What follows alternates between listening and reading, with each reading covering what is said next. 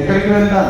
కృష్ణుడి దగ్గరికి వెళ్ళి పాటలు పాడాలి, భగవంతుని గుణగణాలను మనం కీర్తించి పాటలు పాడుకోవాలి. అలా పాడాలంటే నీవు ముందుగా లేవాలి అని పిలుస్తుంది అమ్మవారు. అలా పిలిచే సమయంలో లోపల ఉన్నటువంటి నాయిక అని చెప్పగానే తనకేమైందంటే ఆ లోపల నేనే వీళ్ళందరికీ నాయకురాలు. ఎంతమంది గోపికలు ఉన్నారని చెప్తాం మనం? 5 లక్షల మంది గోపికలు ఉన్నారు. 10 మందికి లీడర్ అయితేనే మనం అసలు. అలాగే 5 లక్షలకు లీడర్ అన్నారు. తనకి ఇలా ఉంటుంది, ఇంతమంది నా కోసమే వెయిట్ చేస్తున్నారు, ఇంకొంచెం వెయిట్ చేయిద్దాంలే అనుకోండి. అప్పుడే తెల్లారిందా, వచ్చేసారా మీరు అని అడిగింది కదా. అంటే మళ్ళీ అమ్మవారు చెప్తుంది, కీషన్నందు మాయిత్సార్థం కలంతో వేసిన పేర్చడం కేతిలయో పేయపెన్నే కీచ్ అంటూ భరద్వాజ పక్షులు అనేటువంటి పక్షులు ఆహారానికి నిన్నటి పక్షులలో పక్షులన్నీ గిలగిలా రావాలి చేస్తున్నాయి, వినట్లేదా అని అడిగింది. కానీ ఇక్కడ సాంసారిక జీవితంలో ఉన్నటువంటి వారందరూ కూడా జంటగా భరద్వాజ పక్షులతో పోలుస్తుంది అమ్మవారు. ఇక్కడ ఆ భరద్వాజ పక్షులు పొద్దున వేటకు వెళ్తే ఆహార వేటకు మళ్ళీ తిరిగి ఎప్పుడో సాయంత్రం కలుస్తాయట. వెళ్ళే ముందు ఏం చేస్తాయట? కీచ్ అంటూ వాటి భాషలో ప్రేమగా మాట్లాడుకుంటున్నాయి. వాటి యొక్క ప్రేమగా మాట్లాడుకునే మాటలు కూతలు మీకు వినబడట్లేదా? కేటిలయో నీ చెవులకు వినబడట్లేదా ఆ మాటలు? పేయన్నే కాశం విరప్పం కలహరం పక్కై పేర్తు. అమ్మవారు ఎక్కడ ఉంది? రేపల్ల నుంచి కదా ఈ వ్రతం చేసేది. రేపల్లో ఉన్న వాళ్ళందరూ ఎవరు? గోపకాంతలు. వారి యొక్క ప్రధాన వృత్తి ఏంటి? వారికి ఉండేది ఏంటిది? విశేషమైన గోసంపద. దాని నుంచి వచ్చినటువంటి పాలన ఏం చేస్తారు? పాలను పెరుగు చేసి, మజ్జిగ చేసి, నెయ్యి చేసి, తద్వారా వచ్చేటువంటి యొక్క పదార్థాలను తీసుకొని అమ్ముకొని జీవనాన్ని కొనసాగిస్తారు. అది వారి యొక్క సాంప్రదాయము. దాంట్లో భాగంగా అది చెప్తే పక్షులు గిలగిలా రావాలి.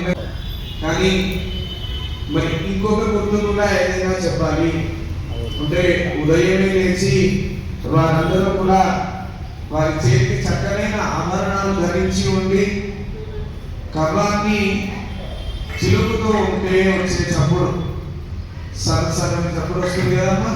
అలాంటి తైలలను కేటీలను వారు చక్కగా గాజులు ఆభరణాలు ధరించుకొని వారు కవ్వాన్ని పెరుగులో దించి చెలుగుతుంటే వచ్చే ఆ చప్పుడు నీకు వినబడట్లేదా? తెల్లారింది, లేచి వెళదాం కదా. నాయకురాలను పెద్దదన్నా నీవు మనందరం కూడా వెళ్ళి ఎవరిని పాడదాం? కేశవని పాడవం, కేశవుని పాడుదాము. ఆ కేశవ నామాన్ని మనందరం కూడా కీర్తిద్దాం పదా అంటూ అమ్మవారు చక్కగా ఈ పాశనంలో పిలుస్తుంది. అయితే కేశి అనే రాక్షసుని సంహరించి తనకు తాను ఒక పెద్దదైనటువంటి కొంగ రూపంలో వచ్చాడు కేశి అనే రాక్షసుడు. కృష్ణుడి యొక్క లీలను ఒక్కొక్కటిగా వివరిస్తుంది. నిన్నటి భాషలో పూతన సంహారం గురించి, శకరాసుల బంధనం గురించి వివరించి, ఈరోజు కేశి అనే రాక్షసుని యొక్క సంహారం చేసిన తాను కేశవుడయ్యాడు. అప్పుడు ఆ కేశవుని యొక్క నామాన్ని, నారాయణుని యొక్క అవతారమైన కేశవుని నామాన్ని మనందరం కలిపి పాడుతూ ఉంటే నీవు ఇలా నిద్రపోవడం తరుణ, కాబట్టి త్వరగా లేచిరా, మనం ఆ కేశవుని యొక్క నామాన్ని పాడుదాము అని ఈ భాషల ద్వారా అమ్మవారు మనకు బోధిస్తూ ఉంది. ఆ కేశవ నామాన్ని ఆశ్రయించాలని. దీంట్లో అంతర్లీనంగా ఉండే మరో అర్థం కూడా ఉంది. మనం తైలనకే నిలయో అని చెప్పినప్పుడు ఇంకో అర్థం కూడా మనం నిశ్చితంగా చూస్తేనే గోచరిస్తుంది కదా. అంటే పాలను ఏం చేస్తాం? వేడి చేసి తోడు వేస్తే సరిపోతుంది. అంటే మనకుండేటువంటి ఆలోచన విధానం కూడా భగవన్ నామస్మరణలో వేడైతేనే పాల్గొంటే నెక్స్ట్ లెవెల్. అలాగే వస్తే ఉంటాయి పాలు ఏమైపోతాయి, పాడైపోతాయి. దాన్ని చక్కనైన వేడి చేసి దానికి కావలసిన పదార్థాన్ని జోడిస్తే అవి ఏమవుతాయి, పెరుగుతుంది. ఆ పెరిగి ఎన్ని రోజులు ఉంటుంది దానికి? 2 రోజులు 3 రోజులు. ఇప్పుడంటే ఫ్రిడ్జ్లు ఉన్నాయి, మనం పెట్టుకుంటున్నాం, వారం 10 రోజులైనా తింటున్నాం దాంట్లో. కానీ మామూలుగా అయితే పెరిగి ఎన్ని రోజులు ఉంటుందండి? ఒక 2 రోజులు ఉంటుంది. మళ్ళీ దాంట్లో నీళ్లు యాడ్ చేసి చక్కగా కమ్మం వేసి చెరికి మంచిగా చేస్తే అదో మళ్ళీ 4 రోజుల వరకు ఉంటుంది.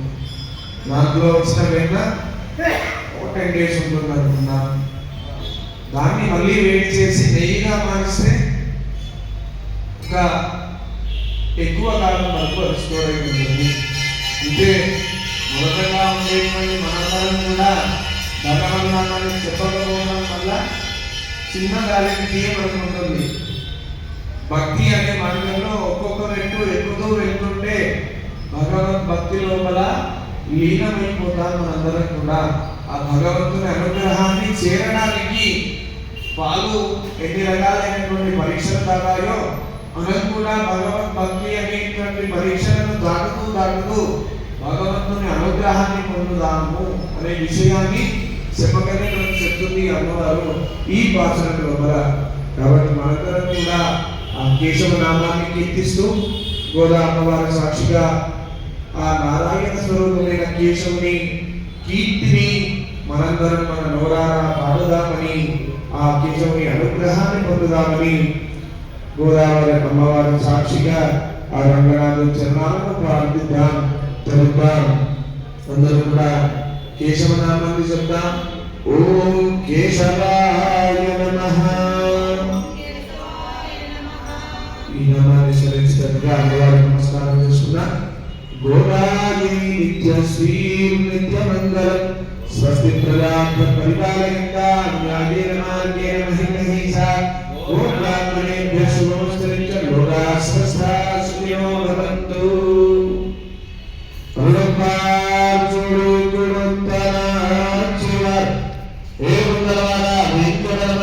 గోవింద